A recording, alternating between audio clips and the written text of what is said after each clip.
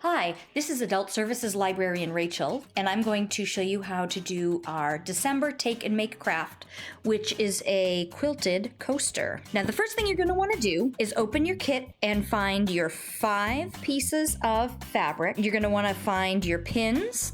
Those are going to come in very handy. And you're going to want to find your needle and thread. You're also going to want to have a pair of scissors, a pen for marking. You can use a sewing marking pen, or you can just use any pen or pencil that you have. And you're going to need a ruler for this first part here.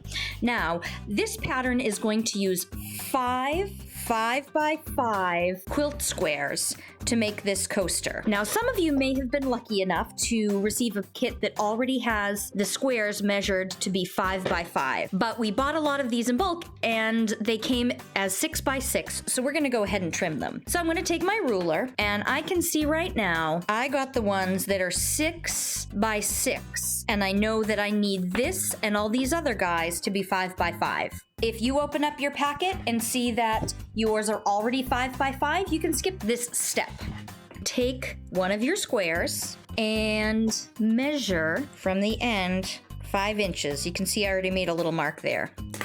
Now, I'm going to slide it down, slide my ruler down, and do the same thing on the other side. Now, I am going to turn it, make one more mark, 5 inches here, and then again slide down to the bottom and make another mark at the 5-inch spot. So now you see we have 2 marks that meet here and 2 marks right there. So we're gonna draw a line between those 2 marks with our straight edge so we get a nice straight cut, and then do it on the other side. Okay, so now you can see that if we cut these 2 sides off, we should have a 5 by 5 square. So let's double check. Yep, that will be 5, and that will be 5. Okay, I'm gonna go ahead and cut. Proper cutting technique, I suppose, is laying it flat like this. But I'm gonna try to do my best to model proper cutting technique. Now, to make things simpler, I'm gonna take the rest of my squares that are all about 6 by 6, and I'm gonna line them all up together and get them as straight as you can. Okay, pretty darn straight. I'm gonna go ahead and line up my 5 by 5 square on that stack, and I'm gonna cut them all at once. To make sure that the fabric doesn't wiggle around and move out of place, I'm gonna put a couple pins, and you can see I went through all the layers. Now, if you prefer to cut your pieces down to 5 by 5, 1 by 1, go for it. This is just a little trick to make it go a little bit faster. Because I'm using flat, lightweight cotton fabric, my accuracy is gonna be pretty good. Okay, here we go. Again, laying your fabric as flat as possible. We're gonna trim it down. So here we go. We've got our 5 little pieces that we are going to use to create our little coaster. Now that you have all of your quilt pieces cut down to 5 inches by 5 inches, we can start assembling our coaster.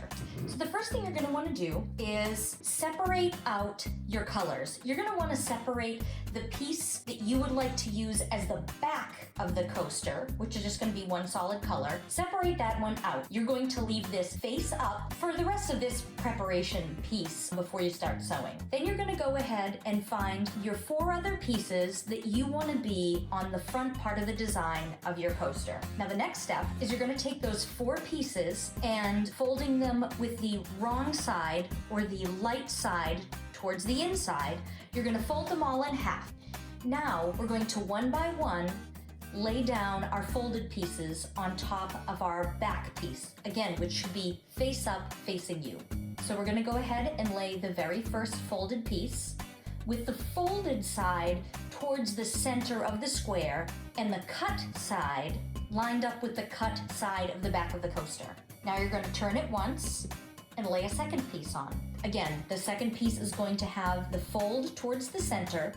It's going to overlap your first piece, and the raw edges are going to meet up with the raw edges of the coaster's back on the side. Here we go, laying our third piece right on top of your second piece. Again, fold towards the center and raw edges meeting on the edge. Now it's going to get a little tricky when we add on our 4th piece on top of the 3rd piece. When you lay your 4th piece on the piece before it, you're going to lose sight of that design of your very first piece.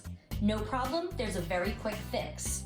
You are simply going to pull up that first piece from underneath and lay it on top of that fourth folded piece. Now you see you have all four of the folded pieces layered one on top of another, and you can see 4 quadrants with different designs. Depending on your fabric, you might have 3 different colors or you may have 4 different colors, but this is what you're going to have. At this point, you're going to want to press down on some of those seams either with your thumb or simply just put it under the iron. This is going to be your base design that we're going to sew together, so you want to flatten it all out and make sure it's nice, flat, and lined up. Okay, now that you have got all your folded pieces together, I want you to go ahead and pin all these folded pieces to your back piece. And again, you should be looking at the printed side of the fabric on this side and the printed side of the fabric on this side. If you have a sewing machine, you can go ahead and do this next part on the sewing machine, which is pretty much, you are going to stitch all the way around the coaster with a 1/2 inch seam, leaving this one little spot, the length of a pin or about 2 inches, open. You're gonna need that open so you can turn your project inside out to finish it. But the first thing you're gonna need to do is, like I said, pin the folded fabric to the back piece. Okay, then you're gonna need to thread your needle to start your hand stitching. Best practice for threading your needle is getting a nice clean cut. And now we're gonna put it through the eye of the needle. Did that go through? Aha, very good. Now, because we don't have some of the strength and precision of a sewing machine, we're going to use a double thread to do these stitches. So now that I've got the thread through the needle, I'm gonna pull down the free thread, and I'm gonna give myself, maybe like an arm's length. Then I'm gonna clip the end, and we're gonna make a knot at the end. I like to use my little thumbnail to, move that knot all the way to the end. And because I know these stitches are gonna be hidden on the inside of the coaster, I'm gonna go for it and just double this knot up and make it a nice big fat one, so there's no way that it is going to come out of my coaster. But anyway, that's where you have your little knot. Okay. So if you are doing the hand stitching method, we're just gonna do a simple running stitch. A running stitch, think about it as up and down and up and down and up and down. And you're catching the multiple layers of fabric in between your up and your down. So for our coasters, we are going to want to sew all the way around the edge to sew all of the layers together. And because we're going to want to turn it inside out once we're done sewing, we're going to leave about a 2-inch space. So what I'm going to do is I'm going to start on one side of that space I'm going to leave. Let's say where that pin is where I'm going to leave the space. I want to leave the space in the middle because I want my corners to be nice and sharp. Now, let me tell you something about your seam allowance. Your seam allowance is the fabric that you're gonna leave on the side of your stitches that's sort of like the extra. If you are a beginning sewer, I recommend that you use a 1/2 inch seam allowance. That just gives you a little bit more wiggle room if you make a mistake and need to undo it, or you need to make a little clip, or something weird happens. It gives you some extra fabric to play with. You can't add fabric back on. You can always trim a little off. So if you're beginner, I suggest a 1/2 inch seam allowance. So that means I'm going to come up from the bottom and that 1/2 inch point.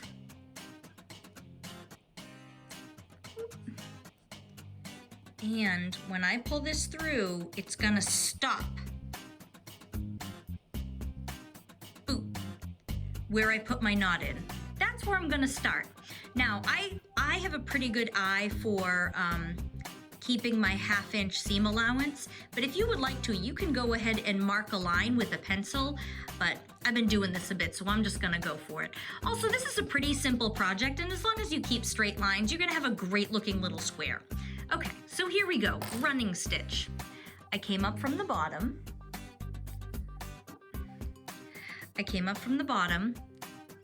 Now I'm going to go down through all my layers of fabric. I'm gonna go down.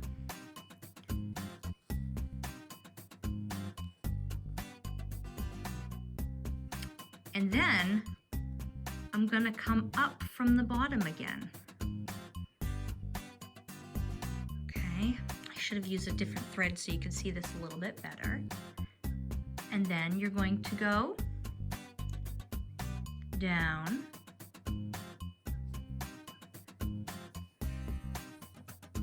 Whoop. And up.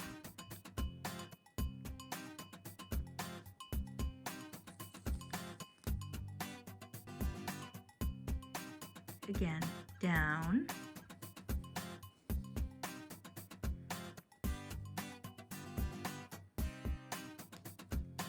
Oh, that one is a little off center, but that's okay. And up. Yours won't be as off center because you won't be trying to look at your work and a camera at the same time. Okay. And down. And you know, I'm gonna keep going to the corner because I want you to see me turn a corner.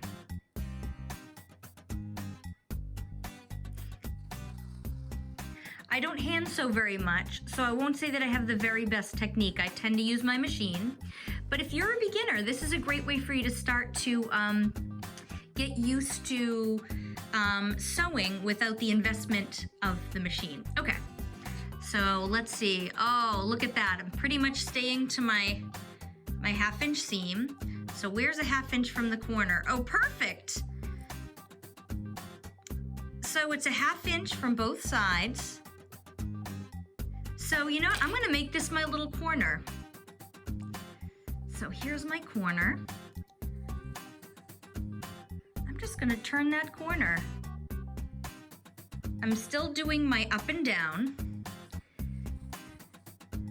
But you can see I clearly went from going this way to perpendicular. And again, I'm gonna come from the bottom. And then go back down again.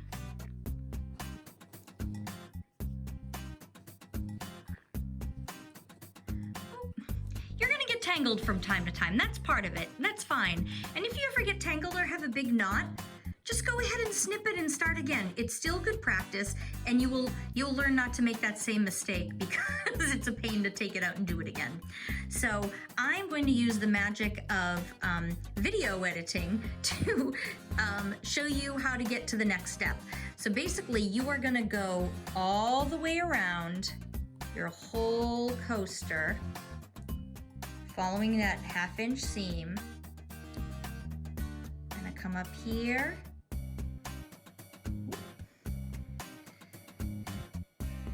Turn the corner again. And remember, we said we're gonna stop at that pin because we're gonna leave a little hole right here so we can turn it inside out.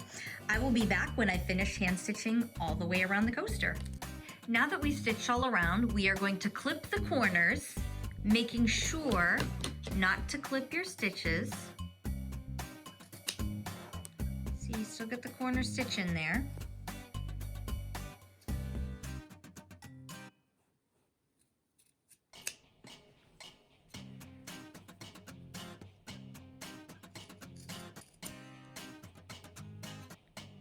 And there is the 4th one. Those are gonna make our corners look a little cleaner.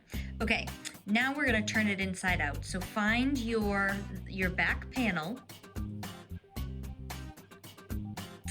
And what I would do is stick your separate the back panel from all your folded layers, and almost stick your thumbs up into the opposite corners and flip those inside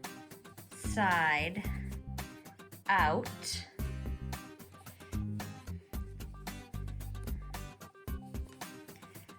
Aha, it's starting to come to shape.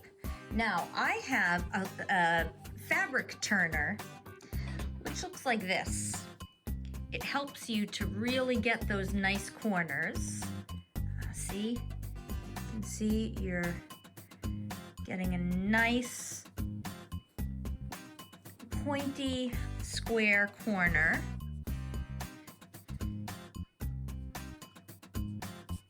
That's really what you want to do. Now, I have a fabric turner, but you could just as easily use a dull pencil. You know, you're not going to get any pencil on the outside, so it's fine. You can use a dull pencil to sort of help you. You can also use the edge of a ruler, or this happens to be my little fabric gauge, and just work on making those corners look nice and sharp. Okay, now that we've got it turned inside out, and I've really tried to make as pointy a corner as I could make with my turner, I'm gonna go ahead and press it. I'm gonna press this nice and flat, especially those corners.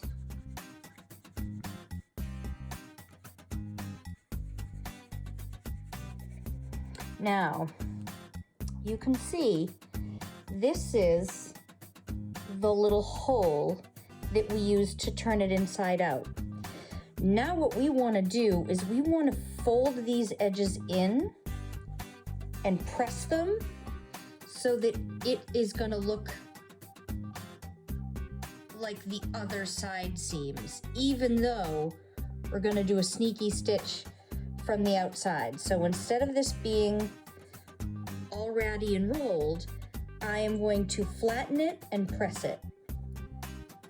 So I'm going to just sort of hand fold it.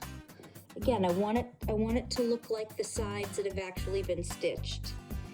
And now I'm going to press it to make it easier for us to stitch this side together. Okay, here we are. We have pressed our open side of our coaster, and it's time to finish it up. This time you definitely want to use hand stitching. You had the option of doing a machine stitch to go all the way around, but this finer point really requires some hand stitching to really get in there and make the thread sort of disappear. That's why this is going to be called the blind stitch. Okay, here we go. Let's thread our needle again.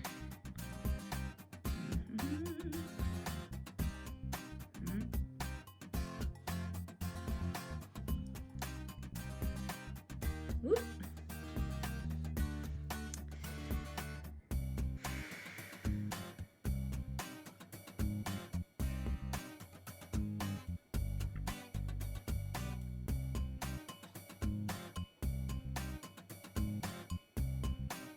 Aha, okay, let's thread our needle again.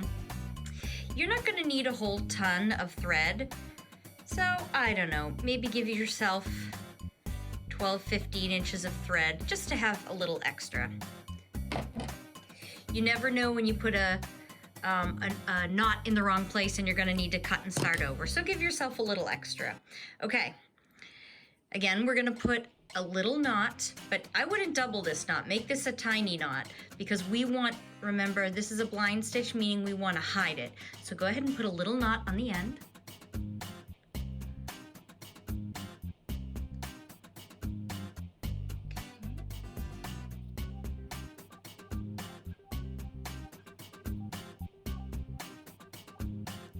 Little knot.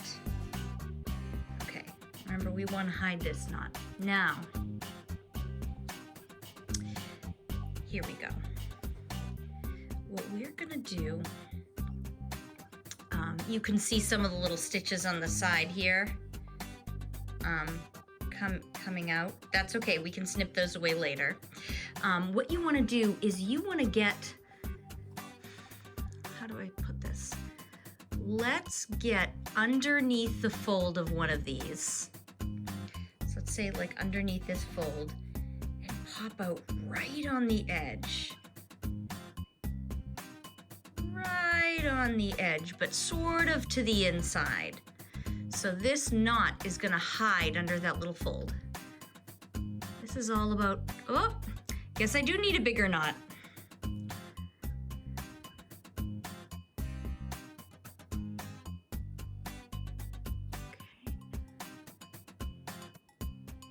You know, no matter what sort of pattern you have or sewing instructions you use, you know, based on little things like your skill or the thread you have or the fabric you're using, there are always going to be little variations. So when you have problems, just bounce back and figure it out.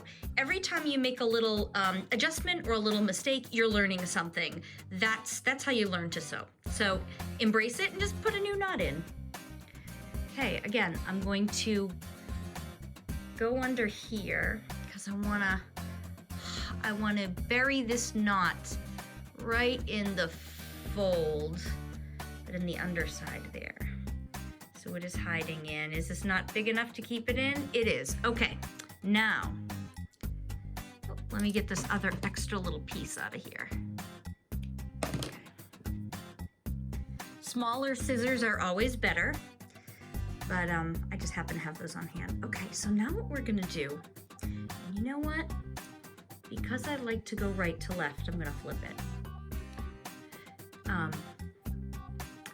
And what you're basically gonna do is you're gonna close these two halves by making a tiny stitch on the inside of the fold. Teeny, teeny, tiny. You're just grabbing a couple threads.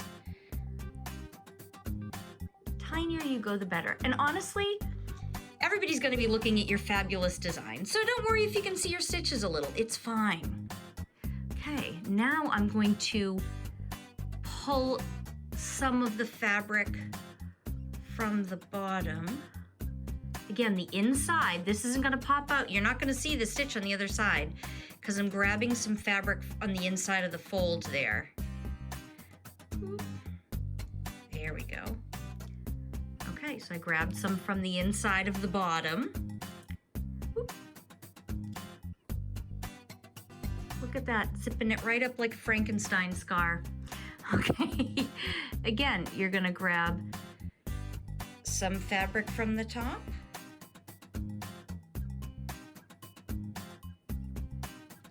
From the inside of the top piece. And then, again, moving along and getting some fabric from the inside of the bottom piece. So do you see what's happening there? Let me move this other little thread out of the way because I think that can be visually confusing. Let me get this out of the way. Oh, that's okay. Micah, God help me. Okay.